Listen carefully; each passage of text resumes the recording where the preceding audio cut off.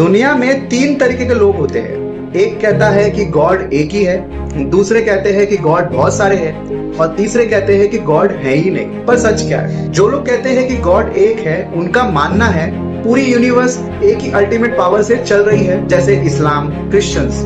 एक क्रिएटर, एक supreme authority, और वहां का लॉजिक एकदम क्लियर है। अगर सिस्टम एक है तो क्रिएटर भी एक ही होगा। अब आते हैं दूसरे कैटेगरी में। ये बेसिकली एक हिंदू फिलोसॉफी है।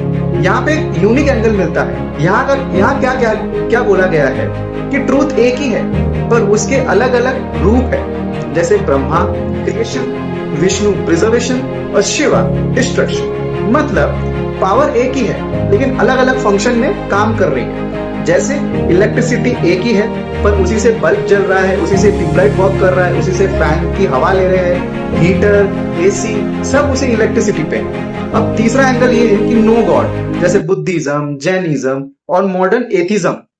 यूनिवर्स को समझने के लिए गॉड की जरूरत ही नहीं है, ये तीसरे वाले की सोच है। यहाँ पे मेनली फोकस है कर्मा, कॉज एंड इफेक्ट और कॉन्शियसनेस। मतलब तुम्हारा जीवन तुम्हारे एक्शन से ही बनता है, किसी एक्सटर्नल गॉड की यहाँ जरूरत ही नहीं पड़ती है। ये तीसरे वाले कैटेगरी का मानना है।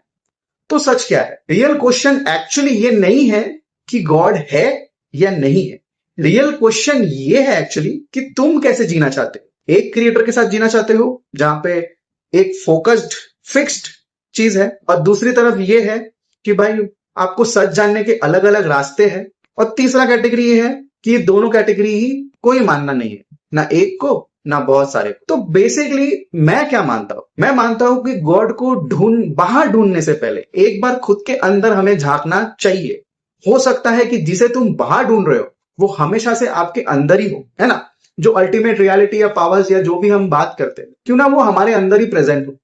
मेरा तो बेसिकली वेदांत फिलोसॉफी के ऊपर ही ज्यादातर आंसर्स रहता है, जहां पे अद्वैत वेदांत, जो नॉन ड्यूलिज्म, जहां पे दो लोग नहीं, एक ही है।